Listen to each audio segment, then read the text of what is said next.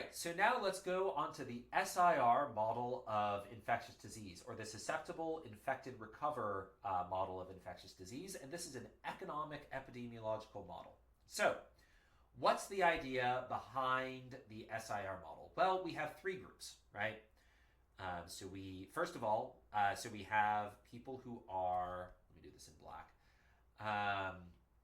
So we have three groups of people, right? We have, we have that's not how you spell susceptible, hold on, susceptible, right? So we have people who are susceptible, right? These are people who have not gotten the disease yet. So we're going to think about a disease that once you get, you can't get it again. So a bit of an oversimplification, but something like chickenpox, where once you get it once, you're very unlikely to get it a second time. So let's assume this is a disease that once you get it, the chances you get it again are zero. So we have susceptible, we have infected, right? These are people who have the disease. And then we have recovered. That's a bit too big. That is an ungainly circle. Recovered. Right, so we have three groups of people. We have susceptible people, infected people, and recovered people. And then in addition to those three groups of people, those are the three groups you fall into while you're alive. But we also have birth, right? So people are born. And eventually, I hate to break this to you, but we are all going to die someday. I know, it's deeply upsetting. I'm still trying to find out ways around that. Have not figured out the cure to immortality yet. But, and then you die, right? So you are born, right?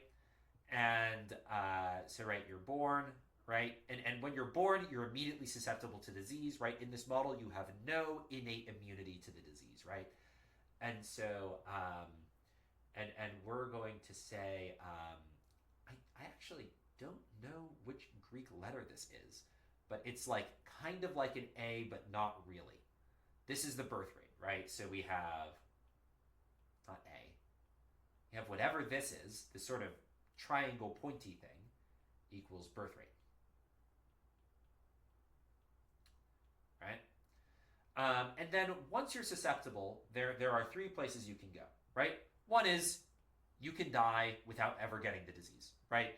You can never get the disease and you can die just having never encountered it, right? You can also become infected with the disease, right? So, you start susceptible and then you become infected. And the last thing is if you're vaccinated, right, you can move straight to recovered, right? So if you get vaccinated, you move straight to recovered. So, then so we have VT, ST, right? So VT is vaccination rate.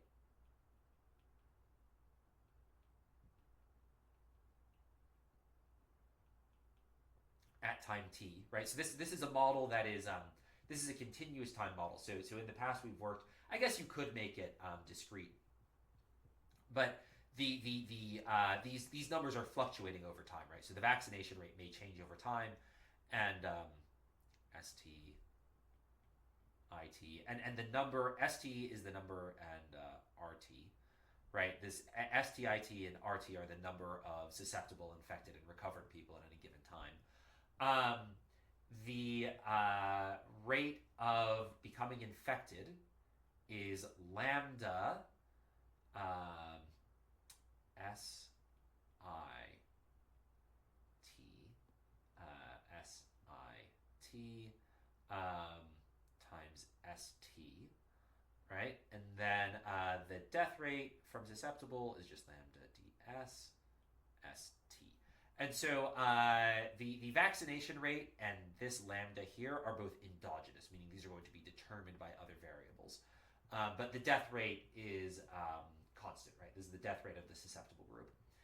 And so, right, so if you're susceptible, right, so you're born, you become susceptible, And then once you're susceptible, you can either die without ever getting the disease, you can become infected, um, or you can recover. And you move straight to recover by to being recovered by getting vaccinated. So lambda SIT is equal to infection rate.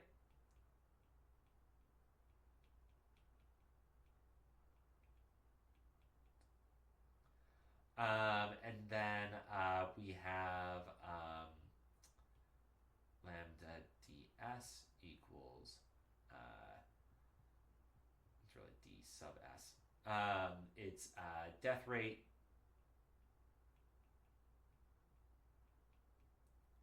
of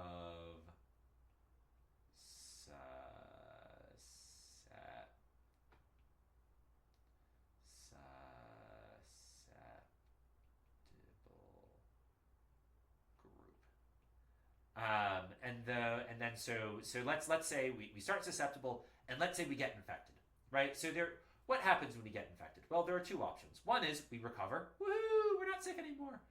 The other is we die, right? But once you're infected, you can never go back to being susceptible, right? Once the idea behind this model is once you have the disease once, your body learns to fight the disease, and you can't get it again, right? So people recover from the disease at a rate of lambda IR times IT. And then people die at a rate of lambda DI IT, where lambda DI equals death rate of infected, and lambda IR is equal to the recovery rate.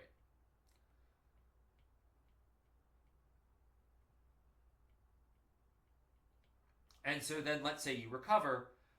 Once you recover, the only place to go for recovery is death, right? You can't move backwards, so all paths lead in the same place eventually, which is death. So lambda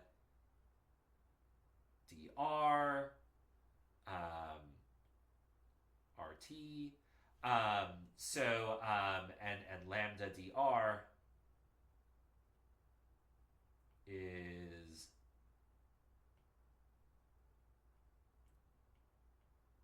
death rate of recovered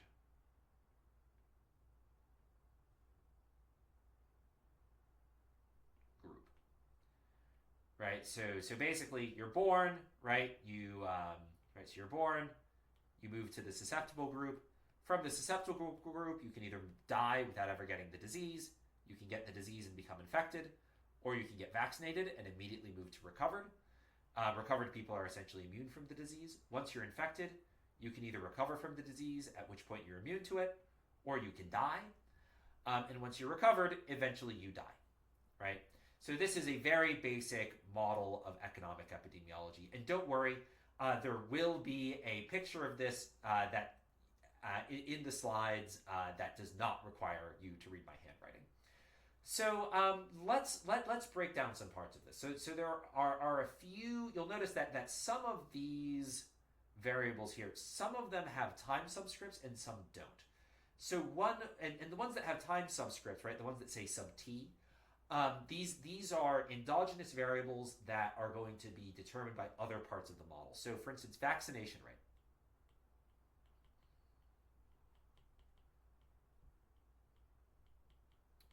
So the vaccination rate is VT, and that's equal to a function V of vaccine price P and disease prevalence IT, right? So P equals price of vaccine, right? So IT is number of infected people, which is equivalent to the prevalence of the disease, right?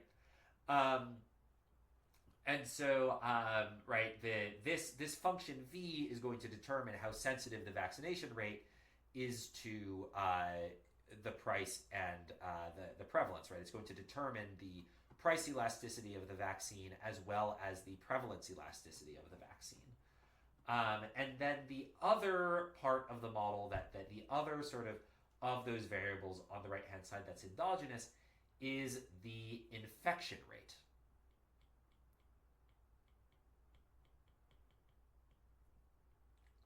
So this is the odds you get infected in any time period. Um, this is the odds you get infected if you're susceptible in any given time period. And for that, we have lambda SIT is equal to beta times IT, where again, IT is the number of infected people or the prevalence, where beta is called the infectivity constant.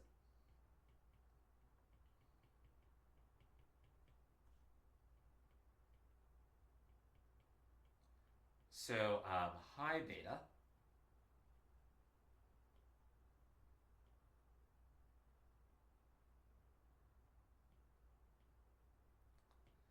implies very contagious.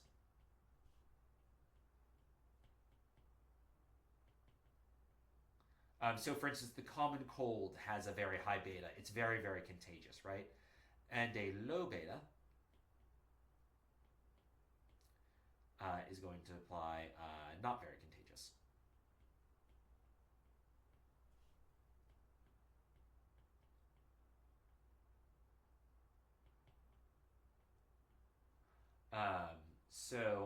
And an example like Ebola, for instance, is not very contagious, or leprosy, Hansen's disease, is not very contagious, right? It's difficult to pass from one person to another, right?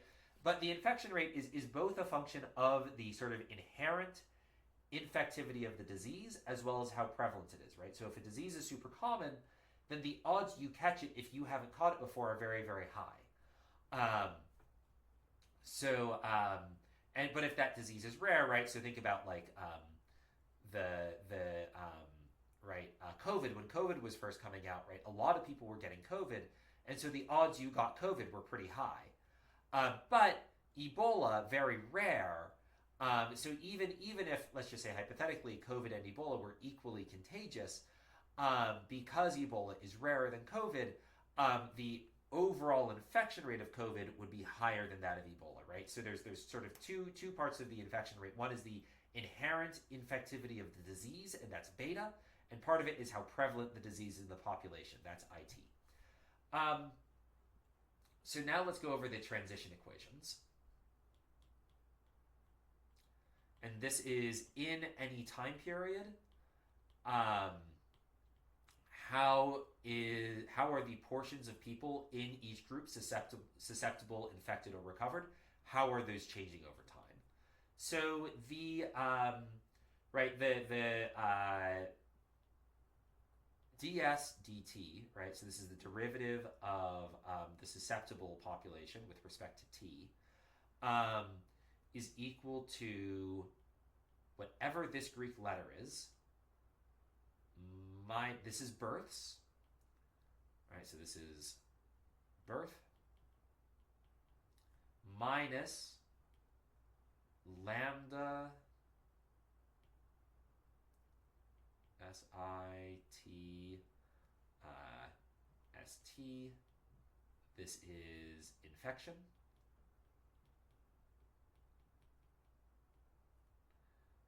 minus V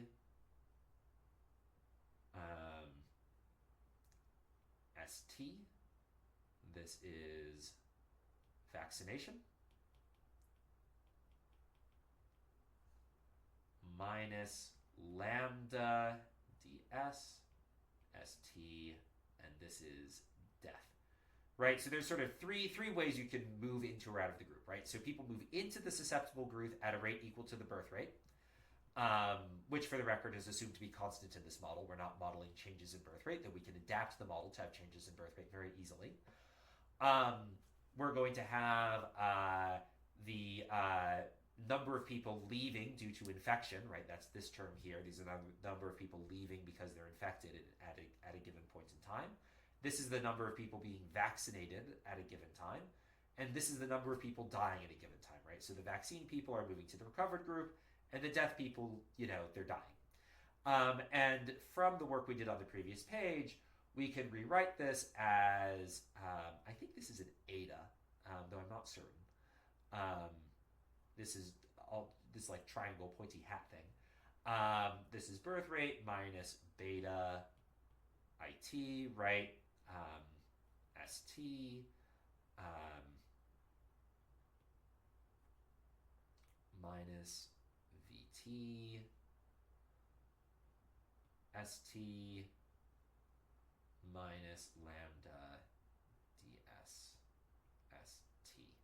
Okay, so then we have, there are two more transition equations, right? So we also have the infected groups transition equations. We have di dt is equal to, right, so people enter the infected group at a rate of equal to the infection rate, right? So lambda, right, you take the infection rate, multiply it by the number of people in the rate, you take the number of people, the rate at which people are being infected, and you multiply it by the number of people who are uninfected, right? To get the infection rate, this is infection, and this is minus lambda IR IT. This is recovery. Then we have minus lambda DI IT. This is people who are dying with the disease. Note, as always, there's a difference between people dying with the disease and dying from the disease. Those are not the same thing.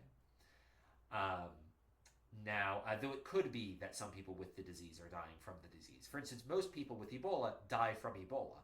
Most people who die when they have a common cold die from something other than the common cold, right? If I get hit by a truck while I have the common cold and I die, the common cold didn't kill me. The truck killed me, right?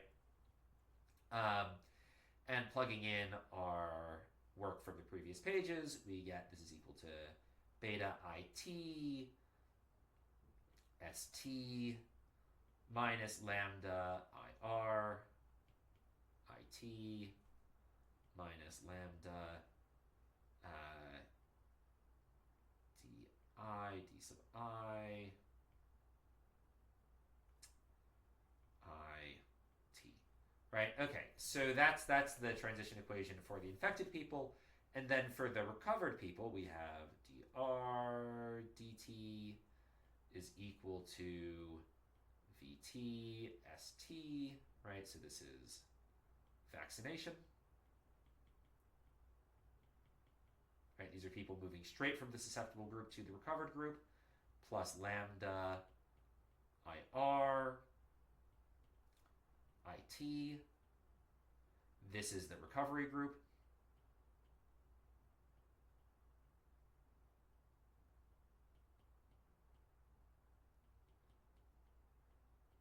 Right, and then this is going to be minus lambda dr RT, and this is death. Right, so these are the transition equations. These tell us how ST, IT, and RT are changing over time. Now, how do we figure out steady state, right? Oftentimes in economic models, we want to find a state where things are stable, when they're steady. So steady state. And each model has its own concept of steady state. So we're going to assume no population growth, right? But we're going to get steady state, we're going to assume that overall the size of the groups is steady, which means they're not changing sizes over time, which means that the overall change in each group, star, by the way, here denotes steady state value.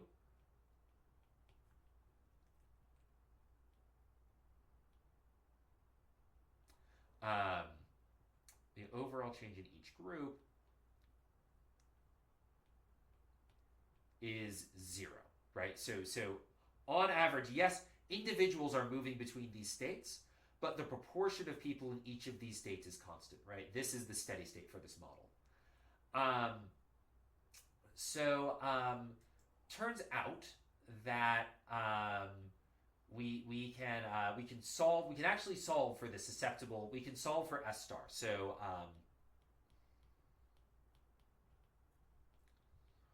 So how do we do that, right? It turns out that we can take the derivative of I star with respect to t, and that's going to be equal to, right, so di dt, right, you remember that, so that's going to be equal to beta I star times S star minus lambda IR I star minus lambda d I star, right? So we have from the steady state equation, right? We have that 0 is equal to di dt, and so and di dt is equal to this. We can rewrite this as I star times beta S star minus lambda IR minus lambda d, right? We divide both sides by I star, assuming that, you know, the steady state number of infected people is greater than 0. So then we get 0 is equal to beta S star minus lambda IR minus lambda di. Sorry, there should be i's here. Lambda di.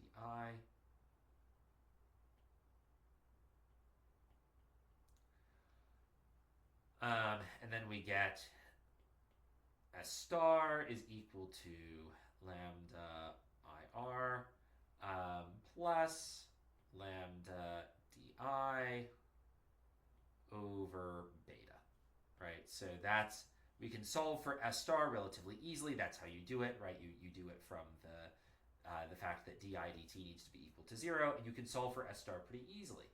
Right, so what is this saying, right? So this is saying the size of the susceptible population in the steady state S star is, it gets smaller the more infective a disease is, right? So if a disease is super, super contagious, you're not going to have many people in the susceptible state because everybody will get it very soon after they're born.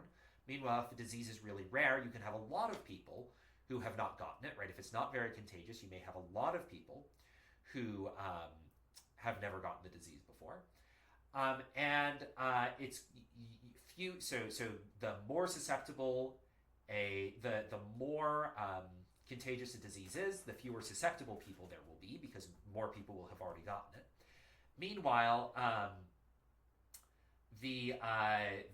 this, right, lambda IR plus lambda DR, this is the rate at which people leave the infected population. So if people leave the infected population at a very high rate, right, lambda IR is the rate at which people recover from the disease, and lambda DI is equal to the rate at people die with the disease. So if you add those two together, those give you the rate, the lambda IR plus lambda DI is rate at which people leave infected group.